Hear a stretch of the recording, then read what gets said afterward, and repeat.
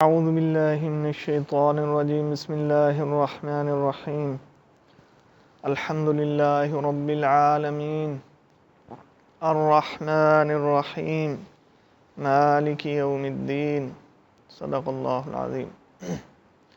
سورہ فاتحہ کا تعارف بھی ہم نے پڑھ لیا، اعوذ باللہ اور بسم اللہ کا تعارف اور تفسیر تھوڑی پڑھ لی،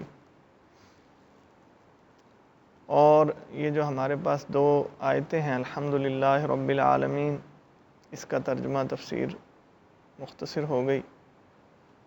آج جو ہے اگلی آیت کا ترجمہ ہے مالک یوم الدین، یہ چوتھی آیت ہے۔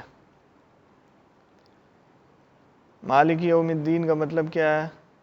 کہ وہ مالک ہے یوم جزا کا، اور ایک ترجمہ یہ ہے کہ وہ مالک ہے یوم جزا اور سزا کا۔ کون مالک ہے؟ جس کی پہلے تعریف پڑھ چکے ہیں، جو رب العالمین ہے، جو رحمان الرحیم ہے۔ اب اگر ہم یہ سمجھ جائیں کہ یوم جزا کیا ہے تو پھر دین کا خلاصہ سمجھ میں آ جائے گا۔ یعنی ایک ایسا دن آنے والا ہے جہاں پہ ہمارے اعمال کی ہمیں جزا دی جائے گی۔ انسان جو مشاہدہ کرتا ہے اس کا وہ ثبوت مانگتا ہے، یعنی جو چیزیں بھی وہ سارا دن کر رہا ہے اس کے بارے میں کہتا ہے کہ یار میں کہتا ہوں آپ کو کمپیوٹر سائنس پڑھ لو، اس کے بڑے فائدے ہیں، تو کہتے ہیں کیا فائدہ ہے، ثبوت دو مجھے، اگر پہلے کسی نے کوئی فائدہ حاصل کیا میں بھی کر لوں گا۔ او جی کینیڈا چلے جاؤ، یو ایس اے چلے جاؤ، تمہاری اچھی سیلریاں ہو جائیں گی، بڑا اچھا کماؤ گے، تو کہتا ہے ثبوت دو، لوگ پہلے گئے ہیں، تو ہر چیز کا ثبوت مانگا جاتا ہے۔ یہ جو ہے نا یوم جزا، انسان جو ہے وہ عقل سے یہ مانتا ہے کہ انسان مر جاتا ہے، وہ دیکھ رہا ہے، مشاہدہ اس کا روز ثابت ہو رہا ہے کہ لوگ مر رہے ہیں۔ دنیا کا بڑے سے بڑا طاقتور انسان بھی، بادشاہ بھی، ساری دنیا کا مال لینے والا بھی اپنے آپ کو بڑھاپے نے اس سے نہیں بچا پا رہا۔ وہ اچھا خاصا جسم ہوتا ہے، طاقتور، آہستہ آہستہ کمزور ہو جاتا ہے۔ پوری دنیا کی سائنس لگی ہوئی ہے کہ کسی طرح انسان کمزور نہ ہو اور یہ بوڑھا نہ ہو اور اس کے جو ہے وہ جوانی برقرار رہے، لیکن ایسا نہیں ہو پا رہا، کیونکہ اللہ رب العزت نے اپنا نظام اپنے اختیار میں رکھا ہے۔ جب اللہ چاہیں گے دیں گے، جب تک نہیں چاہیں گے اس کے اختیار میں انسان کے کچھ بھی نہیں۔ اب موت جو ہے، موت کا مشاہدہ ہے، موت جو ہے وہ اپنا ثابت کر رہی ہے کہ ہم مر رہے ہیں انسان، اور دنیا کا ہر مذہب اور ہر طبقہ موت کو مانتا ہے، ہندو بھی مانتا ہے، عیسائی بھی مانتا ہے، مسلمان بھی مانتا ہے۔ اب جو اگلی بات ہے وہ کیا ہے کہ وہ مرنے کے بعد زندہ ہونا، یعنی وہ یہ دن ہے جس دن ہمارے اعمال کی ہمیں جزا یا سزا ملے گی۔ اب اس میں تفاسیر میں، ترجمے میں جزا پہلے ہے، یہ بھی اللہ کی رحمت ہے۔ یوم جزا کا مالک ہے وہ، یعنی جزائیں زیادہ دے گا، ثواب زیادہ دے گا، اجر اللہ زیادہ دے گا، رحمت اللہ کی زیادہ ہوں گی، معافیاں اللہ کی زیادہ ہوں گی، سزا بھی ہوگی۔ اب اگر میں یہ کہوں مرنے کے بعد کہانی ختم ہو جاتی ہے تو پھر تو یوم جزا کا مطلب ہی ختم ہو گیا، پھر تو وہ دن ہی نہیں رہے گا۔ اور جب دن نہیں ہے جہاں پہ مجھے میرے اعمال کا بدلہ ملے، پھر مجھے زنا سے کون روکے گا، پھر مجھے بدکاری سے کون روکے گا، پھر مجھے جو ہے سود سے کون روکے گا، پھر میں ایک دوسرے کا مال جو کھاؤں گا مجھے اس سے کون روکے گا، پھر میں قتل و غارت کروں گا، خون خرابہ کروں گا، مجھے کون روکے گا، مجھے تو خوف ہی کوئی نہیں ہے۔ چلو کمزور بندہ تو اس لیے ڈر جاتا ہے کہ یار یہ طاقتور ہے، یہ بھی مجھے مار دے گا، اور طاقتور کیوں ڈرے گا؟ تو اسلام نے جو کنسیپٹ دیا ہے، اسلام نے جو یہ تعلیمات دی ہیں، پوری دنیا جو ہے، جو اسلام نے برا کہہ دیا پوری دنیا اس کو برا ہی سمجھتی ہے۔ شراب پی رہے ہیں لیکن برا سمجھ کے پی رہے ہیں، عیسائی بھی نہیں کہتے شراب ٹھیک ہے، ہندو بھی نہیں کہتا شراب ٹھیک ہے، کوئی دنیا کا ایسا شخص نہیں ہے جو کہ یہ ٹھیک ہے۔ پیتے ہیں وہ الگ بات ہے، ان کو ان کے مذہب نے یا قانون نے اجازت دی ہے وہ الگ بات ہے، لیکن برا سمجھتے ہیں۔ اسی طرح زنا کو کوئی دنیا کا مذہب اچھا نہیں سمجھے گا، کیونکہ اسلام نے ایسی پرفیکٹ تھیوری، بڑی بہترین 100% جو صحیح باتیں ہیں وہ اسلام نے دی۔ اب اگر اسلام یہ نہ بتائے کہ تمہارا حساب بھی ہونا ہے، یہ دن آنے والا ہے جس دن تمہیں اپنے رب کے سامنے پیش ہونا، تو پھر اسلام کے جتنے معاملات ہیں، احکامات ہیں، اس کا جو ہے وہ بالکل بے اثر ہو جائے گا۔ کوئی بھی شخص نیک عمل نہیں کرے گا، کوئی بھی شخص جو ہے وہ اس کو پرواہ نہیں ہوگی۔ تو ہمیں جب بھی یہ یاد آتا ہے کہ میرا اللہ مجھے دیکھ رہا ہے اور قیامت کے دن میں نے اللہ کے سامنے کھڑے ہو کے حساب دینا ہے، تو پھر میں اپنے اعمال کو ٹھیک کرتا ہوں۔ اب اس دن کا مالک کون ہے؟ وہ تمہارا وہ رب ہے جس کی تم عبادت کرتے ہو، دوسرا نہیں ہے۔ اب کافر جو ہیں وہ سب سے زیادہ جو جھگڑا کرتے تھے نبی صلی اللہ علیہ وسلم کے ساتھ، وہ اس بات پہ کرتے تھے، ہڈیاں لے کے آتے تھے اور یوں ان کو مسل کے کہتے تھے یہ چورا چورا ہو گئی ہیں، کیا یہ دوبارہ انسان بن جائیں گی؟ کون ہے جو ان کو انسان بنائے گا؟ تو نبی صلی اللہ علیہ وسلم فرماتے تھے جس نے تمہیں پہلی دفعہ گندے قطرے سے پیدا کیا وہی رب اس کو دوبارہ انسان بنا کے کھڑا کر دے گا۔ اور پہلے بنانا مشکل ہوتا ہے، پہلے لوہا جو ہے وہ بنانا مشکل ہے، اس کے بعد سکریپ سے اٹھاؤ اور لوہے کو دوبارہ اس شکل میں دینا وہ آسان ہے۔ اسی طرح لاجک یہ کہتا ہے کہ اگر اللہ رب العزت تمہیں گندے قطرے سے پیدا کر سکتا ہے، تم کچھ بھی نہیں تھے، وہ دوبارہ اللہ ان ہڈیوں کو، ان چورا کو، کہیں تو موجود ہوں گے دنیا میں، دوبارہ اللہ اس کو اکٹھا کر کے کھڑا کر دے گا۔ اس کی مثال کیا؟ ابراہیم علیہ السلام نے فرمایا اللہ تو زندوں کو کیسے، مردوں کو کیسے زندہ کرے گا؟ اللہ رب العزت نے پوچھا اے ابراہیم تجھے یقین نہیں ہے اس بات کا کہ میں زندہ کر سکتا ہوں؟ اے اللہ یقین تو ہے، میں اپنے ایمان کو اور زیادہ کرنا چاہتا ہوں۔ فرمایا اچھا ایسے کرو 4 پرندے لے لو، جیسے انسان طوطا رکھ لیتا ہے، کبوتر رکھ لیتا ہے، مرغیاں رکھ لیتا ہے، 4 پرندے لو، ان کو اپنا دوست بنا لو، کھاؤ پلاؤ ان کو، خوب اچھے سے ٹریننگ کرو ان کی۔ جب وہ خوب دوست بن گئے، اب اللہ رب العزت نے فرمایا ابراہیم اس کو ذبح کرو۔ ابراہیم علیہ السلام نے ذبح کر کے فرمایا ان کے گوشت کو سب کو مکس کر دو، ملا دو۔ 4 پرندے تھے، چاروں کا گوشت کر کے بوٹیاں کر کے ان کو ملا دیا، فرمایا تھوڑا تھوڑا گوشت لے کے پہاڑوں کے اوپر رکھ دو۔ اب ابراہیم علیہ السلام نے ایسے کیا اور فرمایا اب کہو کہ اللہ کے حکم سے زندہ ہو کے میرے پاس آ جاؤ، جیسے تم پہلے کھانے کے لیے ٹریننگ کے دوران ان کو بلاتے تھے اور ان کو اپنا دوست بنایا ہوا تھا، ایسے ہی آواز دو۔ تو ابراہیم علیہ السلام نے جب آواز دی تو اپنا اپنا گوشت ہر پرندے کا جڑ کے وہی پرندہ دوبارہ ان کے سامنے کھڑا ہو گیا۔ یہ کیا ہے؟ اللہ نے اپنی طاقت دکھائی، اللہ نے اپنی قدرت دکھائی۔ اصحاب کہف کا واقعہ دیکھ لو، کتنے 100 سال وہ غار میں پڑے رہے، نہ ان کا جسم بڑا ہوا، نہ ان کے بال کمزور ہوئے، نہ ان کو بھوک لگی، زمانہ کہاں سے کہاں چلا گیا، لوگ آ رہے ہیں مر رہے ہیں آ رہے ہیں، نہ وہ چھوٹے ہو رہے ہیں نہ بڑے ہو رہے ہیں۔ ان کے لیے وقت اللہ نے روک دیا، ان کے لیے اللہ نے وقت ہی روک دیا، اور ان کی کروٹیں اللہ بدلتا رہا، ان کی خوراک کی ضرورتیں اللہ پوری کرتا رہا۔ 300 سال سے زیادہ وہ غار میں پڑے رہے۔ اللہ نے ثابت کر دیا جب میں چاہوں تو سب کے لیے روک سکتا ہوں، باقی سب مر رہے ہیں آ رہے ہیں جا رہے ہیں، ان کے لیے وقت کو روک دیا اور ان کی زندگی میں اللہ نے بحال رکھی۔ ایسے ہی ایک نبی گزر رہے ہیں، اے اللہ تو بستیاں، یہ جو بستیاں ڈھیر ہو گئی، بڑے بڑے مکان محلات یہ چورا چورا ہو گئے، ان میں انسان دب گئے، اللہ ان کو زندہ کیسے کرے گا؟ اللہ نے موت دے دی، موت دے دی۔ پتہ نہیں کتنے 100 سال بعد جب اٹھے ہیں تو دیکھا گدھا بھی گلا سڑا پڑا ہے اور کھانا جو ہے وہ ٹھیک پڑا ہوا ہے۔ فرمایا یہ گدھا تو مردہ پڑا ہے۔ اللہ فرما رہے ہیں دیکھو اب میں تمہیں تمہارے سامنے گدھا جو ہے زندہ کر دوں گا۔ اب اللہ رب العزت نے اس گدھے کو جو ہے وہ آہستہ آہستہ اس کی ہڈیاں بنی، آہستہ آہستہ اس کے اوپر گوشت آیا، آہستہ آہستہ کھال بنی اور زندہ ہو کے کھڑا ہو گیا۔ یہ اللہ نشانیاں دکھاتے ہیں، ہاں میں زندہ کر سکتا ہوں، تو اسی طرح تم جب مر جاؤ گے تو میں تمہیں زندہ کروں گا۔ آج یہ جو انسان بنا پھرتا ہے نا، بڑا وزیر بنا پھرتا ہے، ایک دن آئے گا جس دن یہ ڈیڈ باڈی بن جائے گا۔ آج یہ بڑا انجینئر اور ڈاکٹر بنا پھرتا ہے، ایک دن آئے گا جس دن اس کا کہا جائے گا یہ ڈاکٹر انجینئر نہیں، اس کو کہا جائے گا جنازہ اٹھاؤ۔ آج جو ہے یہ باپ اور ابا جان اور اماں جان کہلواتا ہے، کل کو جو ہے اس کو کہیں گے یہ مردہ جو ہے جنازہ لے جاؤ باہر، مردہ گھر سے نکالو۔ ہماری کوئی حیثیت نہیں ہے۔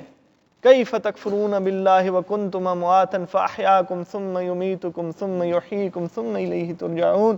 اللہ کا کیسے انکار کرتے ہو؟ تم تو مردہ تھے، کچھ بھی نہیں تھے، اس نے تمہیں زندگی دی ہے، اور یہ جس نے آنکھیں دی ہیں اس کا حساب ہوگا یوم الدین کے دن، اس دن جزا کے دن وہ مالک تمہارا آنکھوں کا حساب لے گا، اس دن بل پیش کرنا پڑے گا۔ اے اللہ کیسے حساب لے گا؟ کیا ہوگا؟ کیسے ہمارے پاس ہمارا ریکارڈ کیسے جائے گا وہاں پر؟ آج دیکھو دنیا کہاں سے کہاں پہنچ گئی ہے۔ آج وہ کہتے ہیں دنیا میں کہیں بھی چلے جاؤ ہم تمہیں ٹریس کر لیں گے، تم جو باتیں کرتے ہو موبائل پہ ہم سنتے ہیں، تم جو میسیجز کرتے ہو نا سارے وہ کہتے ہیں ہم سنتے ہیں، تم کمپیوٹر پہ جہاں پیسے جہاں سے بھیج رہے ہو نا، ہمیں پتہ ہے تم کہاں سے کما رہے ہو، کہاں بھیج رہے ہو، ہے نا؟ دنیا کہتی ہے نا، امریکن اور یہ سارے سیٹلائٹ والے، کمپیوٹر والے، آئی ٹی والے کہتے ہیں کہ ہمارے پاس تمہارا ریکارڈ ہے، کتنے اداکار ہیں، کتنے لوگ ہیں، کتنے بڑے بڑے وزیر ہیں جو دنیا سے چلے گئے، ان کی ویڈیو آج بھی موجود ہے کہ نہیں؟ یہ تو انسان نے بنا لیا، یہ تو انسان نے بنا. اللہ کے پاس کیا ہے؟ اللہ فرماتے ہیں یومئذ تحدث اخبارہا، اس دن یہ زمین اپنی خبریں بیان کرے گی، یہ زمین بتائے گی میرے اوپر کیا کرتے تھے. یہ بے جان نہیں ہے. نبی صلی اللہ علیہ وسلم نے فرمایا جب زمین کے اوپر ایک گناہگار چلتا ہے تو یہ اللہ رب العزت سے پوچھتی ہے، اللہ یہ گناہگار ہے، تیری نافرمانی کرتا ہے، میرا دل چاہتا ہے اس کو میں پھٹ کے اس کو اپنے اندر پیس دوں، کچل دوں اس کو اپنے اندر. آسمان کہتے ہیں اللہ یہ تیرا نافرمان ہے، میرا دل چاہتا ہے اس کے اوپر گر جاؤں. اسی طرح پہاڑ کہتے ہیں اللہ ہمارا دل چاہتا ہے کہ ہم اس کو اپنے اندر دبا دیں. پتھر گرتے ہیں نا پہاڑوں کے اوپر سے بڑے بڑے، تو اللہ رب العزت کیا فرماتے ہیں؟ اگر تمہارا بندہ تو جو جی چاہے کرو. کیا ہم زمین کے بندے ہیں؟ نہیں، زمین نے ہمیں پیدا نہیں کیا، زمین ہمیں اناج اور کھانا نہیں دیتی، اللہ کا حکم دیتا ہے، اللہ کا امر دیتا ہے. اس کے بعد آسمان جو ہے وہ بھی خاموش، زمین بھی خاموش. نہیں، بندہ تو اللہ کا ہے، اللہ تیرا بندہ ہے. اللہ فرماتے ہیں میں اس کی آخری سانس تک اس کا انتظار کروں گا، اگر مجھ سے آخری سانس میں بھی معافی مانگے گا میں معاف کر دوں گا.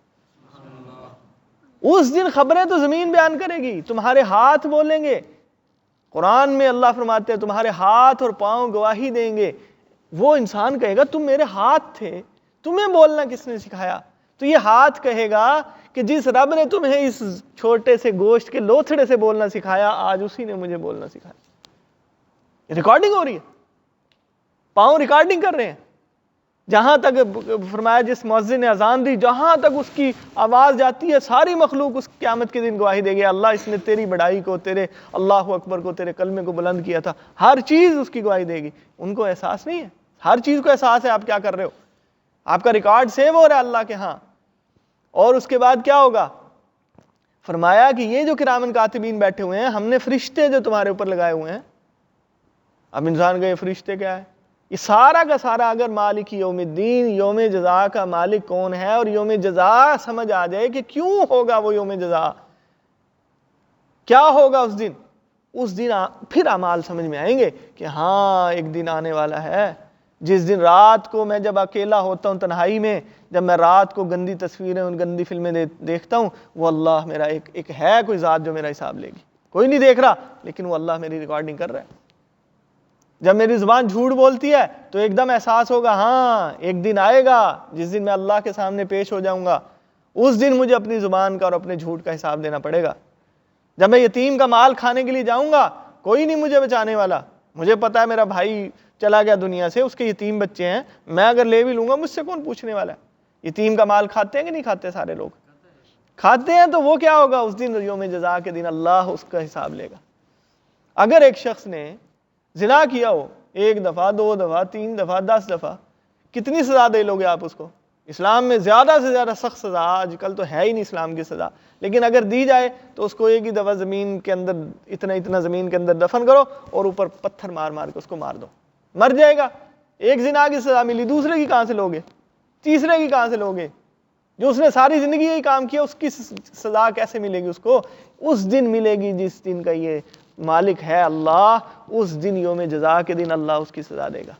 یہاں تو ختم ہو گیا. ہمیں تو یوں لگ رہا ہے اس نے 10 قتل کیے تھے، اس کو تو ایک ہی دفعہ قتل کیا نا، باقی 9 کا حساب کون لے گا؟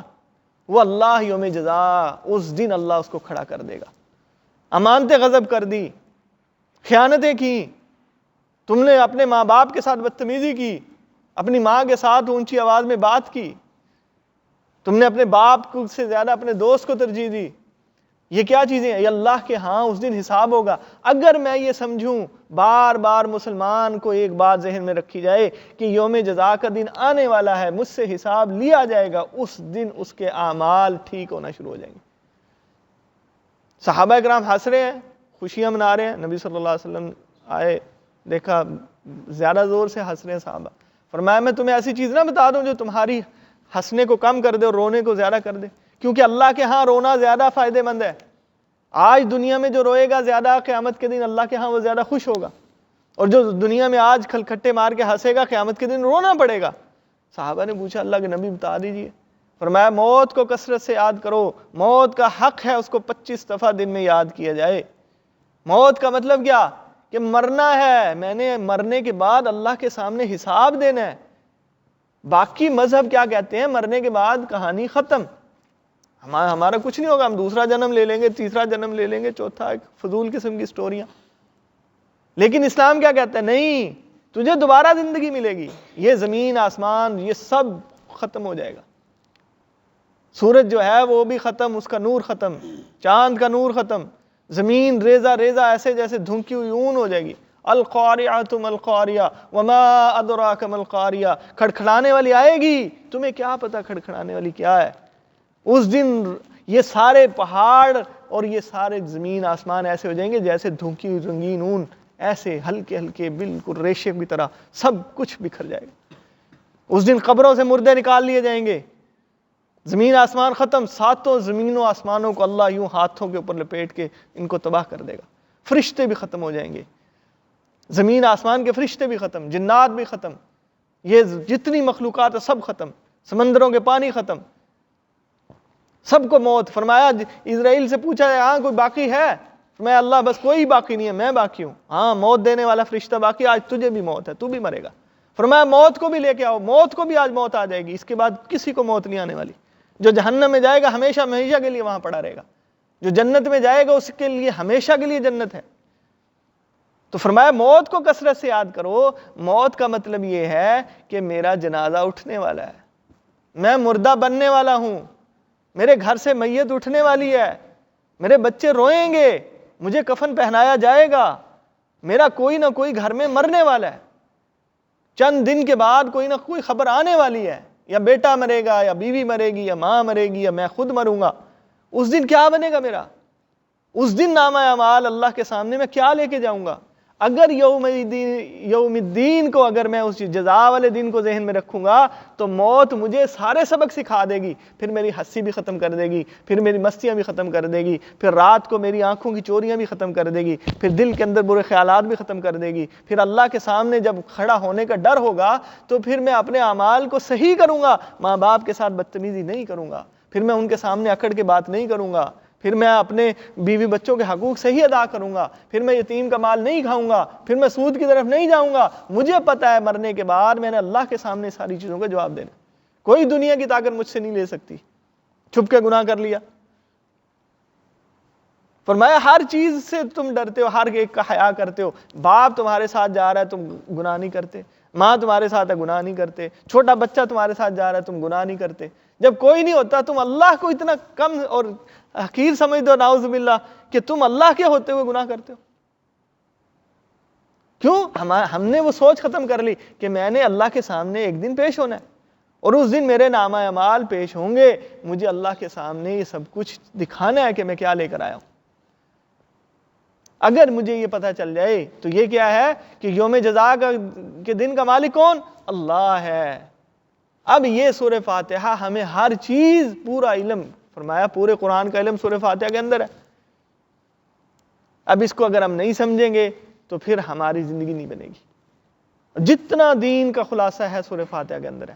ہم نے پہلے پڑھ لیا رب العالمین اللہ ہے، وہی رحمان ہے، وہی رحیم ہے، اور یوم جزا کے دن کا مالک بھی وہی ہے، تمہیں اس کے سامنے جا کے پیش ہونا ہے۔ تو جب میں روز یہ بات یاد رکھوں گا تو موت کو یاد رکھنے سے میرے اعمال ٹھیک ہوں گے۔ وہ کہتے ہیں جب انسان جوانی میں ہوتا ہے نا، اس کے پاس طاقت بھی ہو اور مال بھی ہو، تو پھر اس کو کوئی گناہ سے نہیں روک سکتا سوائے اللہ کے خوف سے۔ موت کا ڈر اس کو جب یاد آئے بار بار میں نے مرنا ہے مرنا ہے مرنا ہے، کفن ہوگا، غسل ہوگا، مجھے جناب جنازہ پڑھایا جائے گا، قبر میں اتارا جائے گا، میرا سارا مال یہیں کہیں دھرا رہ جائے گا، نہ بیوی میرے ساتھ جائے گی، نہ بچے میرے ساتھ قبر میں اتریں گے، نہ ماں اترے گی، نہ باپ اتریں گے، اس دن کوئی سفارش کام نہیں آئے گی، اس دن کوئی دوست تمہارے کام نہیں آئے گا، اس دن اللہ کے علاوہ کوئی تمہاری بخشش کرنے والا نہیں ہوگا۔ اس دن اللہ رب العزت فرمائے گا بتاؤ کہاں گئے دنیا کے بڑے بڑے بادشاہ، کہاں گئے دنیا کے بڑے بڑے متکبرین، کہاں گئے دنیا کے بڑے بڑے یہ جو محلات اور دولت مند کھڑے کرنے والے لوگ، آج بلاؤ ان کو، پوچھو آج کس کی بادشاہت ہے؟ کوئی جواب دینے والا نہیں۔ اللہ فرمائیں گے بے شک اللہ کی قہار اور جبار کی بادشاہت آج۔ تو اس دن ہم نے اللہ کے سامنے پیش ہونا ہے نا، تو اس دن کے لیے تیاری کیا کریں گے؟ وہ تیاری قرآن سکھاتا ہے. یہ سارا کا سارا پیپر ہمارے سامنے اللہ نے آؤٹ کر دیا کہ یہ تمہاری پیپر ہے، یہ تمہاری ایک کتاب ہے، اس کو پڑھ لو. ہم ساری دنیا کی کتابیں پڑھتے ہیں، قرآن کو نہیں پڑھتے. فرمایا اس کتاب کو اتنی فضیلت ہے ساری دنیا کے علوم اور کتابوں کے اوپر جتنی اللہ کو ساری مخلوق کے اوپر ہے. اللہ کو کتنی عظمت ہے مخلوق کے اوپر. تو اس لیے میرے بھائیوں ہم نے کیا کرنا ہے؟ ہم نے بار بار اپنی موت کو یاد کر کے یہ سمجھانا ہے اپنے آپ کو اللہ کے سامنے پیش ہونا ہے. پھر میرے اعمال ٹھیک ہوں گے. کوئی اعمال ٹھیک نہیں کر سکتا. 24 گھنٹے باپ ہمارے ساتھ نہیں رہ سکتا، 24 گھنٹے ہمارا دوست ہمارا بھائی ہمارے سامنے نہیں رہ سکتا، قاری صاحب مولوی صاحب عالم ہمارے سامنے نہیں رہ سکتا، ہمارے ساتھ نہیں رہ سکتا. 24 گھنٹے میری اولاد کے ساتھ کون رہے گا؟ اس کو گناہ سے کون بچائے گا؟ اللہ کا خوف، موت کی یاد، موت کے بعد اٹھنے کا خوف، اور یہ احساس کہ یہ کرامن کاتبین یہ میری باتیں لکھ رہے ہیں، یہ فرشتے میری باتیں لکھ رہے ہیں. کہتے فرشتوں کا احساس کیسے ہوگا؟ جب ہوائیں چلتی ہیں، اندھیریاں چلتی ہیں، آپ کی آنکھوں کے اندر ریت کے ذرات روکنے والے فرشتے ہوتے ہیں. کوئی ایک دم آپ سے مارے، ایک دم آنکھیں بند ہو جاتی ہیں، فرشتے آپ کی آنکھیں بند کرتے ہیں. ایک آنکھ کے اوپر 9 فرشتے اللہ نے مقرر کیے ہیں اس کی حفاظت کے لیے.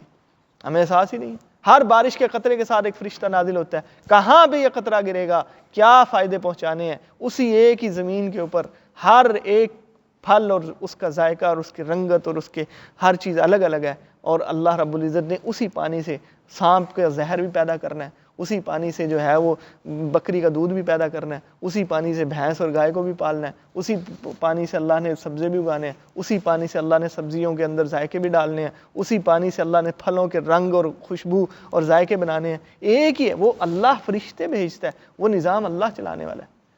لیکن ہم کیا سمجھتے ہیں کہ ہمیں تو مرنا ہی نہیں ہے. جب انسان موت کو بھول جائے گا اس کے اعمال کوئی نہیں ٹھیک کرے گا، کبھی بھی ٹھیک نہیں ہونے والے.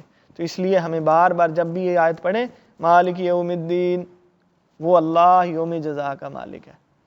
ایک صحابی آیا، یا رسول اللہ یہ جو ہمارا حساب کون لے گا؟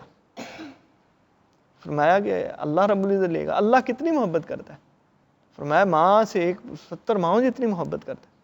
اپنی ماں کے پاس چلے گئے، ماں سے پوچھا اے میری ماں، اگر میرا حساب میری زندگی کا تیرے ہاتھ میں ہو تو مجھے آگ میں ڈالے گی یا مجھے معاف کر دے گی؟ تو ماں کہنے لگی نہیں بیٹا میں تجھے معاف کر دوں گی. فرمایا واہ واہ اے اللہ کے نبی، میں کامیاب ہو گیا. جب میری ایک ماں مجھے آگ میں نہیں ڈال سکتی، 70 ماؤں سے زیادہ پیار کرنے والا رب مجھے آگ میں کیسے ڈالے گا؟ اللہ کی رحمت پہ امید ہونی چاہیے. لیکن معافی مانگتے رہو، معافی مانگتے رہو، معافی، توبہ اور استغفار کرتے رہو. اس سے دنیا بھی ملے گی اور آخرت بھی. دنیا کا مال دولت عزت بھی توبہ سے ملتی ہے، اور آخرت کے خزانے بھی توبہ سے ملتے ہیں. اور اس کے لیے کچھ نہیں کرنا پڑتا، کہیں نہیں جانا پڑتا. کوئی وضو ہونا، کوئی پاکی ہونا، کسی کی مسجد ہونا کوئی شرط نہیں ہے. سوتے جاگتے اٹھتے بیٹھتے چلتے ڈرائیونگ کرتے مزدوری کرتے آفس کا کام کرتے یہ مانگتے رہے اے اللہ معاف کر دے، اے اللہ معاف کر دے. اللہ رب العزت معاف کر دیتے. تو اس لیے اللہ سے معافی مانگتے رہیں اور اپنے اعمال کی اصلاح کے لیے موت کو یاد رکھیں. موت کو یاد رکھنے کا مقصد یہ ہے کہ میں یوم جزا کا تصور اپنے دماغ میں رکھوں کہ میں نے اللہ کے سامنے پیش ہونا ہے، میں نے اپنے اعمال کا حساب دینا ہے، پھر میرے اعمال انشاءاللہ ٹھیک ہو جائیں گے. اور یہی وہ عمل ہے جو پورے کے پورے دین اسلام کو، مسلمانوں کو ایک رخ پہ لگا دیتا ہے کہ تم ایک حکم پر آ جاؤ، کیونکہ تمہارا رب جو ہے وہ بھی ایک، اس کی کتاب بھی ایک، اس کا نبی بھی ایک. تو جب حساب دینا ہے تو ان کے مطابق دینا پڑے گا، اس کتاب کے مطابق حساب دینا ہے. اللہ کے نبی صلی اللہ علیہ وسلم آخری نبی جو ہیں ان کے اعمال کے مطابق حساب دینا ہے. ہمارا پاسپورٹ اور جھنڈا، پاسپورٹ پاکستان کا ہو، جھنڈا انڈیا کا اٹھا کے جا سکتا کوئی؟ ہیں ویزا کہیں کا ہو، کسی اور ملک میں انٹری ہو سکتی ہے؟ نہیں ہوگی. اسی لیے ایمان یہ ہمارا سمجھو پاسپورٹ ہے، محمد رسول اللہ کی سنتیں یہ ویزا ہے. جب تک یہ دونوں چیزیں پوری نہیں ہوں گی جنت میں نہیں جا سکتے. تو جنت میں جانے کے لیے کیا کرنا پڑے گا؟ اللہ کے اس قرآن مجید پر عمل کرنا اور نبی صلی اللہ علیہ وسلم کے طریقوں کو زندہ کرنا. اس کے بعد جنت ملے گی. دعا کریں اللہ تعالیٰ عمل کی توفیق عطا فرمائے.